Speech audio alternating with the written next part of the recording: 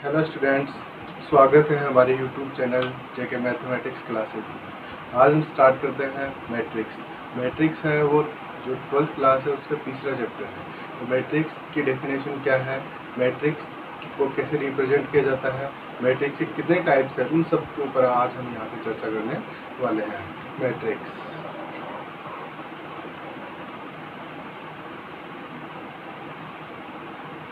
Matrix को बोलते हैं आव्यूह। क्या बोलते हैं? आव्यूह। ठीक है, आव्यूह है। सबसे पहले तो इसका बात करते हैं कि इसकी खोज कहाँ हुई। ठीक है, खोज कैसे हुई?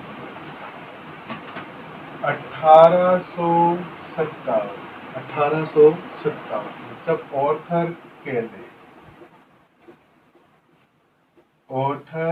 केले नामक एक गणितज्ञ थे जो समीकरणों को हल कर रहे थे। क्या कर रहे थे? समीकरणों को हल कर रहे थे। तब मैट्रिक्स की खोज हुई थी। कैसे हुई थी? 1857 में ऑर्थर केले नामक जो गणितज्ञ थे वह समीकरणों को हल कर रहे थे, उसी वक्त मैट्रिक्स की खोज हुई थी। ठीक है, बात करते हैं मैट्रिक्स की डेफिनेशन की, परिभाषा। ठीक है, मैट्रिक्स क्या है? मैट्रिक्स एक प्रकार की व्यवस्था है। किनकी व्यवस्था है? संख्याओं की व्यवस्था है। कौन सी संख्याएं हैं? जो वास्तविक भी हो सकती है और सम्मिश्र भी हो सकती है। कैसी व्यवस्था है? यह आयताकार भी हो सकती है और वर्गाकार भी हो सकती है। तो इसको अपन डिफाइन इस प्रकार से कर सकते हैं कि आव्यूह है एक प्रकार की संख्याओं का आयताकार या आयताकार वर्गाकार लिख दूंगा। या तो आयताकार हो सकता है या वर्गाकार।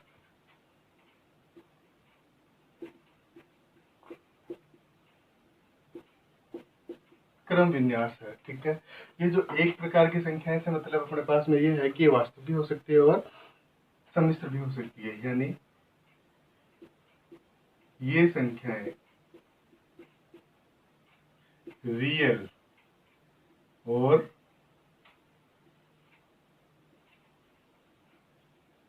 कॉम्प्लेक्स हो सकती है।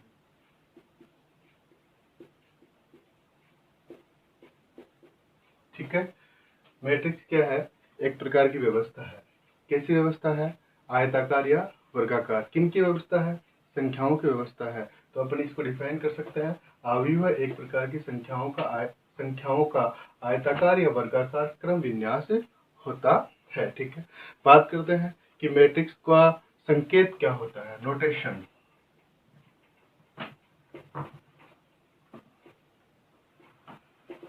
देखो, मैट्रिक्स को संख्याओं के आयताकार या वर्गाकार क्रम विन्यास में लिख सकते हैं। और किस प्रकार से लिखी जाती है मैट्रिक्स? तो इस प्रकार से मैट्रिक्स लिखी जा सकती है, 1 2 3 4 5 6 7 8। ये एक प्रकार की मैट्रिक्स है। आप इसको इस प्रकार से भी लिख सकते हो, 1 2 3 1 1 1। यह भी एक प्रकार की मैट्रिक्स है। आप इसको इस प्रकार से भी लिख सकते हो, 1 1 0 0 1 0 1 1 1। ठीक है, यह भी एक प्रकार की मैट्रिक्स है। तो यहाँ इस फॉर्म में, यानी इस प्रकार से कोष्टक वाली फॉर्म में अगर आपके पास संख्याएं लिखी हो तो आप देखते समझ जाओगे कि क्या है, मैट्रिक्स है। ये डबल लाइन वाली संख्या में संख्याएं लिखी हो तब भी आप देख के समझ जाओगे कि क्या है, ये मैट्रिक्स है। और इस प्रकार का जो कोष्टक बड़ा बना के मैट्रिक्स संख्याएं लिखते हैं तब भी अपन समझ जाते हैं कि क्या है, ये मैट्रिक्स है। अब बात आती है कि इसको कैसे रिप्रेजेंट किया जाता है। तो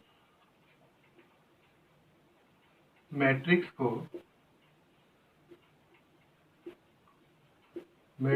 को अंग्रेजी वर्णमाला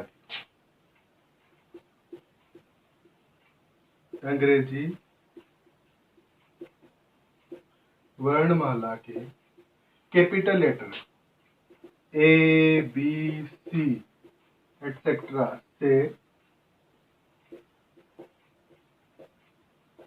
दर्शाया जाता है।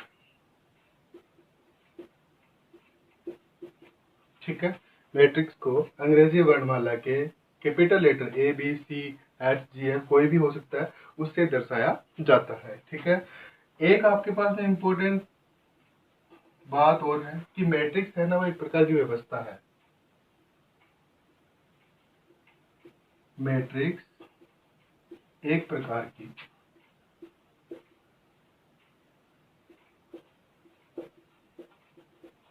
व्यवस्था है। मैट्रिक्स एक प्रकार की व्यवस्था है, इसका मान ज्ञात नहीं किया जा सकता, इसलिए इसका मान ज्ञात नहीं किया जा सकता है।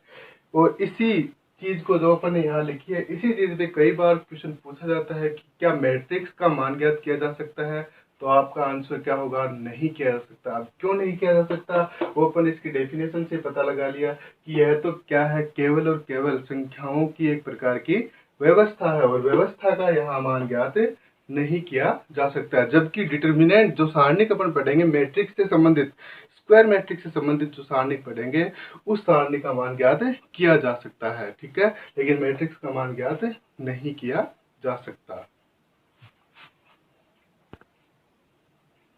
अब अपन देखते हैं कि मैट्रिक्स का क्रम यानी मैट्रिक्स का ऑर्डर क्या होता है। ठीक है, और उसको कैसे अपन डिफाइन करते हैं। तो ऑर्डर ऑफ ए मैट्रिक्स को समझने से पहले अपने को मैट्रिक्स के बारे में पूरा ज्ञान होना आवश्यक है। मतलब ऑर्डर की चर्चा करेंगे जब अपने को पंक्तियां और स्तंभों का ज्ञान होगा। तो ऑर्डर ऑफ ए मैट्रिक्स, ठीक है, ऑर्डर यानी कोटि, मैट्रिक्स की कोटि। ठीक है, सबसे पहले आप देखो कि कोई भी मैट्रिक्स है वो इस फॉर्म में लिखी जाएगी। ठीक है, ये तीन अपन जो सिंबल इसके बताए उसमें लिखे जा सकते हैं। मैंने इसको इस फॉर्म में लिख दिया, 1 2 3 4 5 6 7 8 और 9। ठीक है, ये मैट्रिक्स मैंने यहाँ पे बना दी। यहाँ भी संख्याएं लिखी हुई है और यहाँ भी संख्याएं लिखी हुई है। ये जो हॉरिजॉन्टल लाइन होती है ना, हॉरिजॉन्टल लाइन,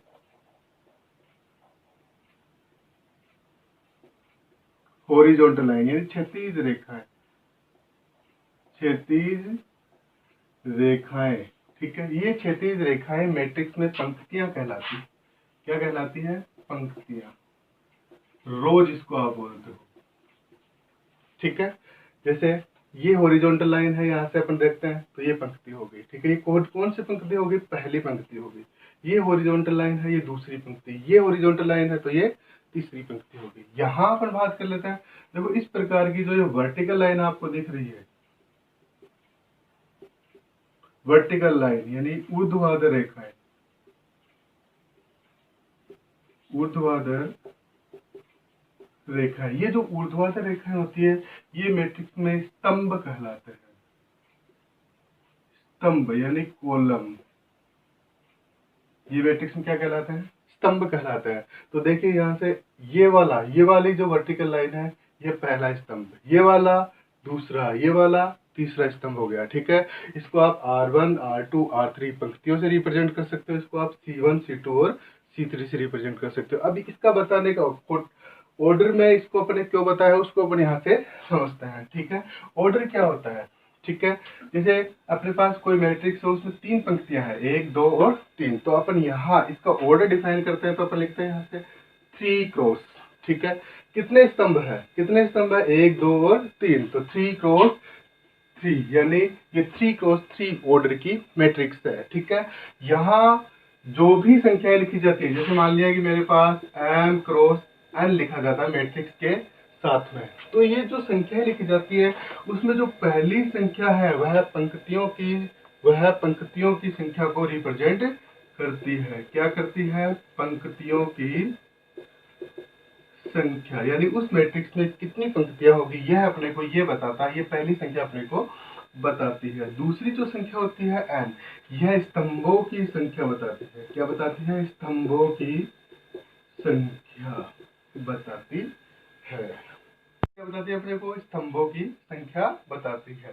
ठीक है, फिर अपन कोई भी मैट्रिक्स हो उसका अगर अपने को पंक्तियों की संख्या पता चल जाए और स्तंभों की संख्या पता चल जाए तो उसका अपन ऑर्डर अपन आसानी से डिफाइन कर सकते हैं। जैसे आपको ये मैट्रिक्स दे दी भाई, ठीक है, A11 A12 A21 A22 और आपको पूछ लिया कि इसका ऑर्डर बताइए, तो ऑर्डर सीधी सी बात अपन क्या गिनते हैं, ये है R1, ये R2, ये C1 और ये C2। R1 का मतलब पहली पंक्ति, R2 का मतलब दूसरी रो यानी दूसरी पंक्ति, C1 का मतलब पहला कॉलम पहला स्तंभ, C2 का मतलब दूसरा कॉलम और दूसरा स्तंभ। ठीक है, तो इसका जो ऑर्डर जब अपन डिफाइन करेंगे तो देखो दो पंक्तियां हैं और दो ही स्तंभ है, तो क्या हो गया 2 क्रॉस 2 की एक मैट्रिक्स बन गई। अगर मैं लिखूं यहाँ से कि A11 A12 A13 A21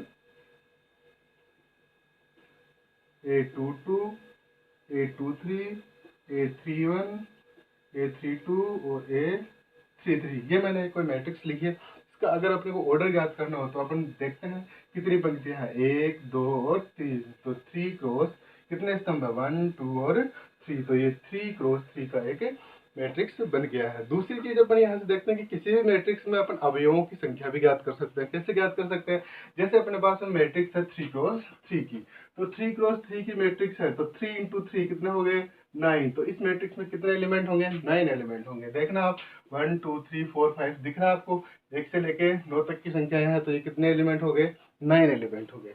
यहाँ अपन देख लेते हैं कि यह मैट्रिक्स कितने क्रम की है 2 क्रॉस 2 की, यानी 2 क्रॉस 2 ऑर्डर की मैट्रिक्स है, तो इसमें कितने एलिमेंट होंगे 2 इंटू 2 इज इक्वल 4, तो 4 1 2 3 और 4 एलिमेंट इसके अंदर है आपके पास में।